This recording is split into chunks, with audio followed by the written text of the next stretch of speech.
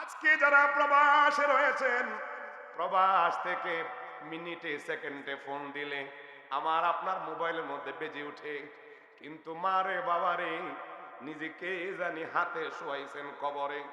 ওই তো ঘরের পাশে কবর, আপনার মসজিদের পাশেই তো কবর।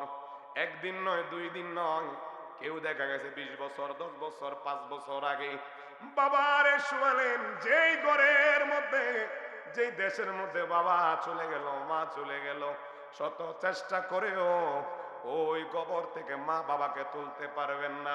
বন্ধুরা রে আমার, আজকে আমরা এখানে বসেছেন যারা, সবাই একদিন না একদিন কবরের মধ্যে যেতে হবে। কথা বলুন ঠিক কিনা?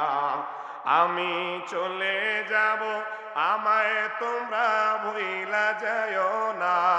আমি মরে যাব, আমায় তোমরা ভুইলা যায়ও না। ডাইনে বামে মাটি আমার, না ডাইনে বামে মাটি আমার, না আমি মরে যাব, আমায় তোমরা ভুইলা যায়ও না। আমি চলে যাব, আমায় তোমরা ভুইলা যায়ও না।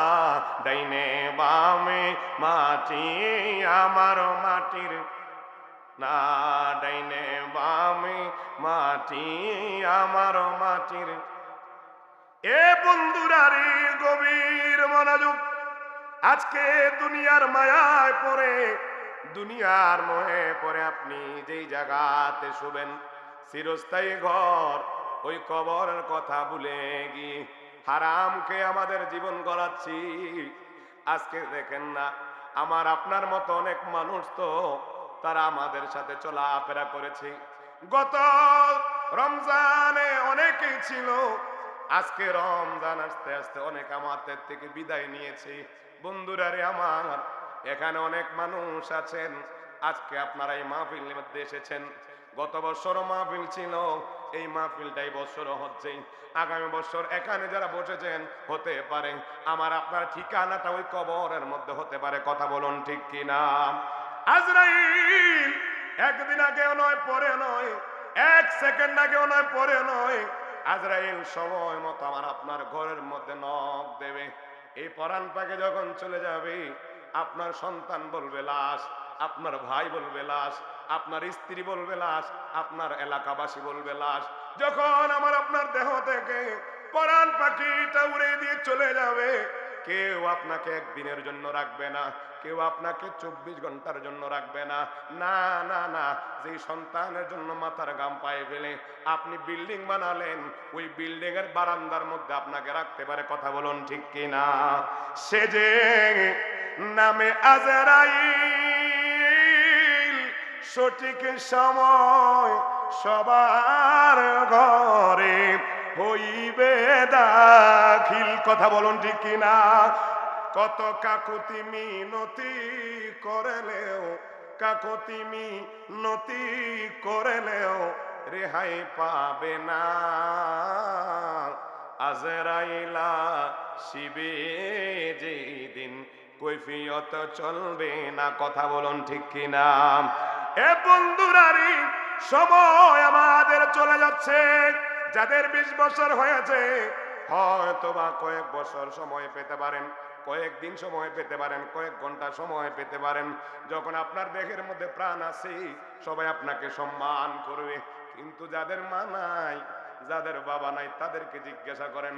আপনজন হারাইয়া যারা বসেছেন, তারা বুঝতে পারেন আপনজন হারানোর ব্যথা কত কঠিন। কথা বলুন ঠিক কিনা?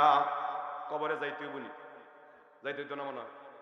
আপনি না যাইতে চাইলেও দেহ থেকে যখন পরাণ পাখি উড়াল দিবি, তখন আপনার সন্তান, যেই সন্তানের জন্য মাথার গাম পায়ে ফেলে আপনি টাকা পয়সা ইনকাম করেছেন, আজকে আমাদের যুব সমাজরা, আজকে আমাদের প্রবাসী ভাই বাবারা, অনেক বাতি যারা টাকা পয়সা দিয়ে এই মাহফিল সাজাইছেন, এখন তাদেরকে পাঠাইছেন আপনার মুখে হাসি ফোটানোর জন্য। তারা দীর্ঘক্ষণ, দীর্ঘ বছর গিয়ে তারা ইনকাম করে টাকা পাঠাচ্ছেন।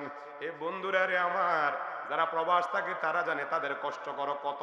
যারা প্রবাস থাকে, নিজের খাবার নিজে পাক করতে হয়, নিজের চলা নিজে চলতে হয়, নিজের কাপড়গুলো নিজে ধুতে হয়, নিজে পাক করে খেয়ে আবার মা বাবার জন্য টাকা পাঠায়।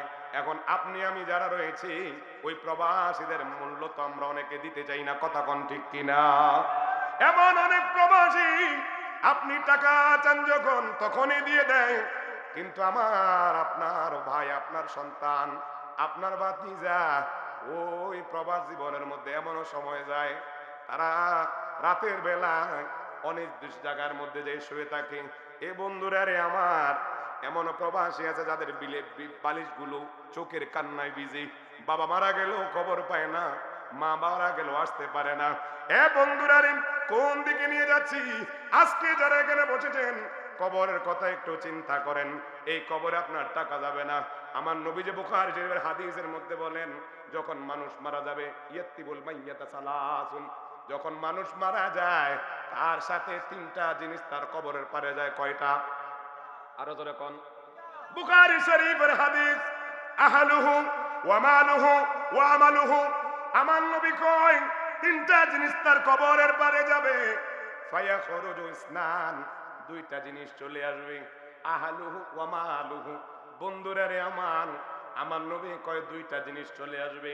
একটা হলো আপনার আপনজন, আপনার আত্মীয় স্বজন, আর একটা হলো আপনার সম্পদ। আপনার সম্পদ আপনার সাথে যাবে না, আপনার আপনজন আপনার সাথে যাবে না। যখন আমার আপনার দেহ থেকে পরাণ পাখিটা চলে যাবেন, সবাই আপনাকে আমাকে বিদায় দেওয়ার জন্য সবাই উঠে পড়ে লাগবে। কেউ চলে যাবে বাজারে আপনার আমার কাফনের কাপড় আনার জন্য, কেউ চলে যাবে বাঁশ গাছের কাছে বাঁশ কাটার জন্য, কেউ চলে যাবে আপনাকে আমাকে যেখানে দাফন করবে ওই জায়গার মাটিগুলো খোঁড়ার জন্য, কেউ চলে যাবে গরম পানি করার জন্য, কেউ চলে যাবে আমাকে আপনাকে শেষ বিদায় দিতে জানাজার মধ্যে আসবে। বন্ধুরা রে আমার নবী কয় যখন আপনি জানাজার মধ্যে আসবেন, আমার আপনার দেহ থেকে যে রুটা যাবে ওই রুটা বলে মনে হয় আমার আত্মীয় স্বজন, এলাকাবাসী, গ্রামবাসী যারা আজকে আমাকে শেষ বিদায় দিতে আজকে আমার জানাজার মধ্যে এসেছে, মনে হয় তারা আমার সাথেই যাবে।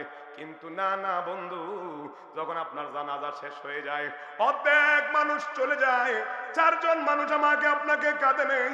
ওই চারজন মানুষ যখন আপনাকে আমাকে কাঁদে নিল, কাঁদে নেওয়ার পর আপনি ভাবতেছেন হয়তো তারা চারজন আমার সাথে যাবে, আপনি মনে করতেছেন চারজন যাবে, কিন্তু বন্ধুরা রে যখন আমাকে আপনাকে ওই কবরের পারে নিয়ে যাবে, তিনজন মানুষ আপনার কবরের মধ্যে নেমে লাশটাকে রাখবে। রাখার পর তখন আপনি ভাববেন মনে হয় আমার তিনজন যাবে। এই তিনজনের কেউ নয়, মাথার ঘাম পায়ে পেলেন আপনি শত কষ্ট করে সন্তান লালন পালন করেছেন, শেষ বিদায় আপনার সন্তান কবরে নেমেছে, আপনার বাবা কবরে নেমেছে, আপনার ভাই কবরে নেমেছে, একজন একজন করে মাটিয়া দিতে যখন উঠে যাচ্ছে তখন দেখবেন অনেক বাবা মা উঠে যায়, মাটি তাড়াতাড়ি দিতে চায়। ওই সময় আমার আপনার রূপ বলবে হায় রে, যাদের জন্য মাথার ঘাম পায়ে ফেলে শত কষ্ট করে রুজি রোজগার করলাম, আজকে দেখি নাই নাই নাই নাই, কেউ আমার সঙ্গী নাই, কেউ আমার সাথী নাই, নাই রে বন্ধু। কবরের পারে আমার আপনাকে সবাই বিদায় দিতে যাবে, কিন্তু কেউ সাথে যাবে না। আমার নবী কয় উম্মত, ওই তিনটা আমলের তিনটা জিনিসের মধ্যে যেই জিনিসটা তোমার সাথে যাবে এটা হলো ওয়া আমালুহু, তোমার আমল। যেরকম সুবহানাল্লাহ, আমার আপনার আমল যাবে। এখন কোন আমল? নেক আমল যা করেছেন, বদ আমল যা করেছেন, নেকি বদি দুটোটাই যাবে। বন্ধুরা রে আমার নবী কয় নেক আমল যাবে, বদ আমল যাবে। কেন জানেননি? আমার আল্লাহ রাব্বুল আলামিন আপনার কাদের মধ্যে দুইজন ক্যামেরাম্যান ফিট করে রেখেছেন, দুইজন ফেরেশতা নিযুক্ত করে রেখেছেন। কি ভালো করতেছেন, কি খারাপ করতেছেন, সব কিছু লিপিবদ্ধ করা আছে। বন্ধুরা রে আমরা তো মরেই যাব, মরে যাওয়ার আগে ঈমান ঠিক করে আমল যদি করেন ওই আমলটা আপনার কাজে আসবে। কথা বলুন ঠিক কিনা? আল্লাহু আকবার বলেন। এই কবরের চিন্তা কেউ করি না। আমার নবীজি সরকার দো আলম নূরে মুজাসসাম নবীজির জামাতা নাম হলো ওসমান। নাম কি? ইসলামের তৃতীয় খলিফা ওসমান রাদিয়াল্লাহু তাআলা আনহু, তিনি ছিলেন তৎসময়ের মধ্যে আমিরুল মুমিনিন। আমার নবীজির দুইজন কন্যা বিবাহ করেছেন, তিনাকে দিয়েছেন জিন্নুরাইন। জোরে কোন মারহাবা। তিনার উপাধি ছিল জিন্নুরাইন। আর এই উসমান রাদিয়াল্লাহু তাআলা আনহুকে আমার নবীজি জীবদ্দশায় তাকে বলেছেন ওসমান ফিল জান্নাহ, ওসমান চলে যাবে জান্নাতে, জোরে কোন সুবহানাল্লাহ। কিন্তু এই ওসমান জান্নাতের মালিক হওয়া সত্ত্বেও ওসমান সব সময় তার মুখে, তিনার মুখের মধ্যে হাসি থাকে।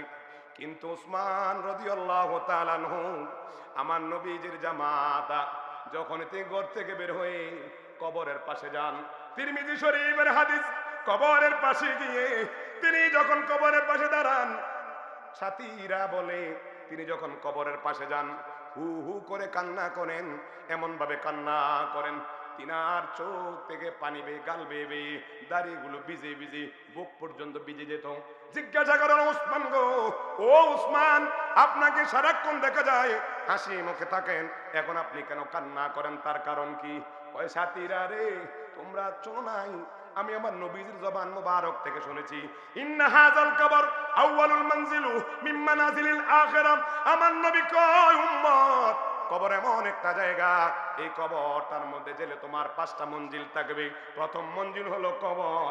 ওসমান কয়, এই কবরের মধ্যে প্রথম অবস্থায় যে পার হতে পারবে, বাকি মঞ্জিলগুলো তার জন্য আসান হয়ে যাবে। আল্লাহু আকবার কোন। আমার মরণের কতদিন বাকি আমি জানিলাম না গো, আল্লাহ মরণের বাকি, আমার মরণের কতদিন বাকি আমি জানিলাম না গো, আল্লাহ মরণের কত।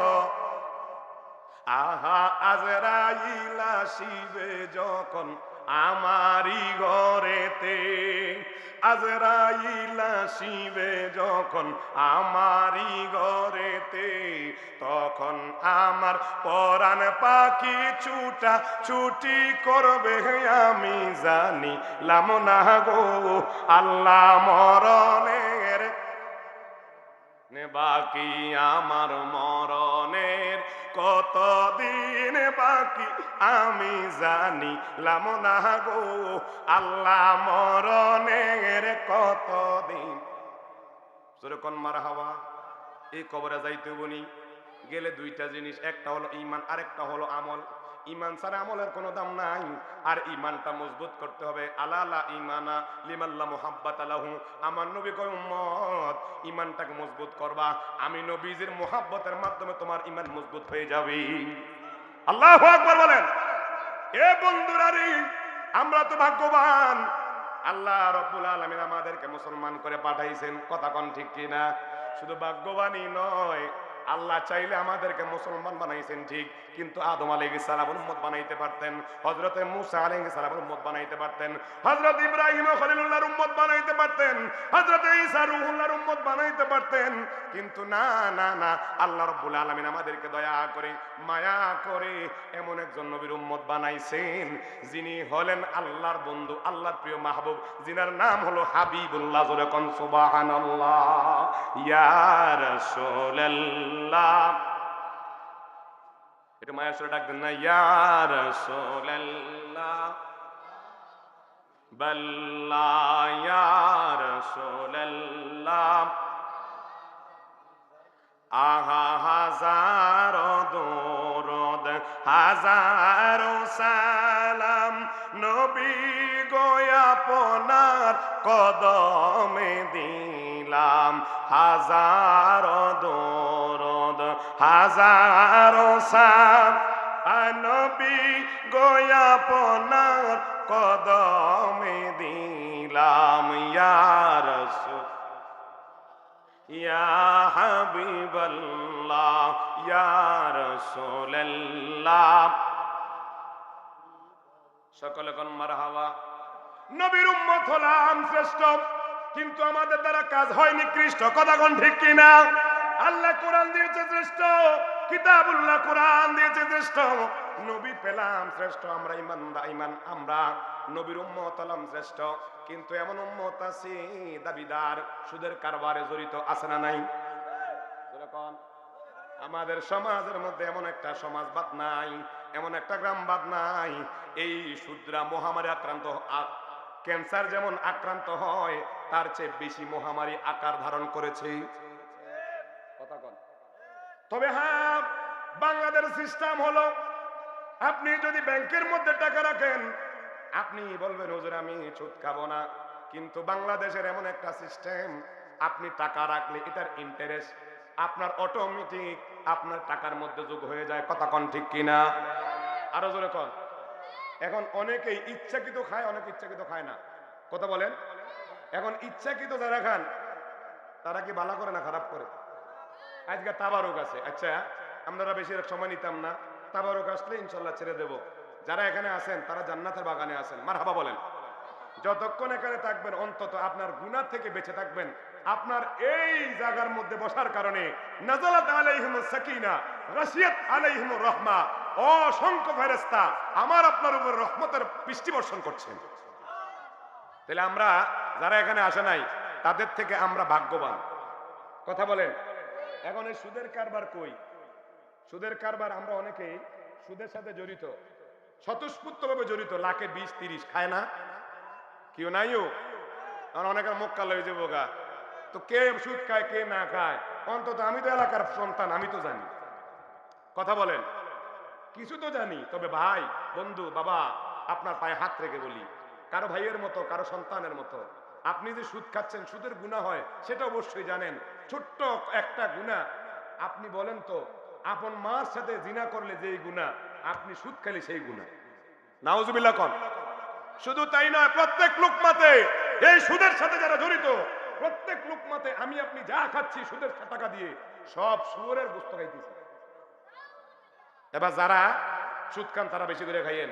শুধু মনে করবেন যে নোমানে কইছে যারা সুদ খায় তারা প্রতি লোকমায় টাকা দিয়ে যারা সুদের গোশত খায়, শুয়োরের গোশত খায়, শুয়োরের গোশত খায়। এটা মাথাতে রাখলে খোদার কসম দিয়ে বলি, যারা এতদিন খেয়েছেন আল্লাহর রাস্তে তওবা করে ফিরে আসুন।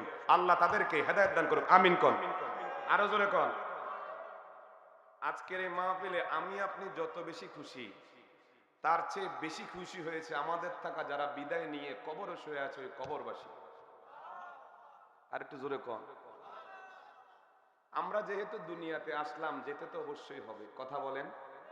আজকে অথবা কালকে। ইমাম জালালউদ্দিন সৈয়ুতি তিনি একটা কিতাব লিখেছেন সরেহে সুদূর। ওই কিতাবের মধ্যে লেখা আছে মৃত্যুর 40 দিন আগ থেকে আজরাইল দৈনিক বন্দার ঘরের দরওয়াজায় 5 বার করে হাজিরা দিয়া যায়। কয়বার? এখানে এমনও মানুষ আছেন আগামীকাল আস্তে আস্তে এই রাতের আধার আপনার আর জীবনে হবে না। আজকের মাহফিল হয়তোবা জীবনের শেষ মাহফিল হতে পারে। কথা বলুন ঠিক কিনা? আরো জোরে কন।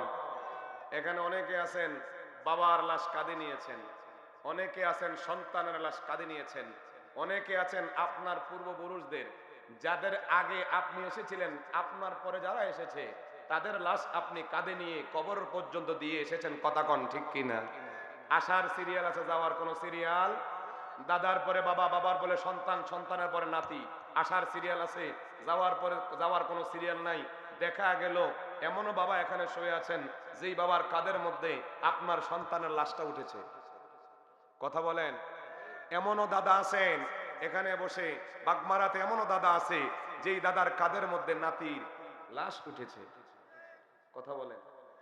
এ হাজির গভীর মনোযোগ। নাই নাই সে দেখেন আমার দাদা নাই, আমার দাদি নাই, আমার নানা নাই, আমার নানি নাই। আমি অনেকে এখানে চিনি, অনেকের বাবা নাই, অনেকের মা নাই। বন্ধুরা রে আমার, সবাই চলে গেছে, আমরাও চলে যেতে হবে। যে ঘরের মধ্যে গেলে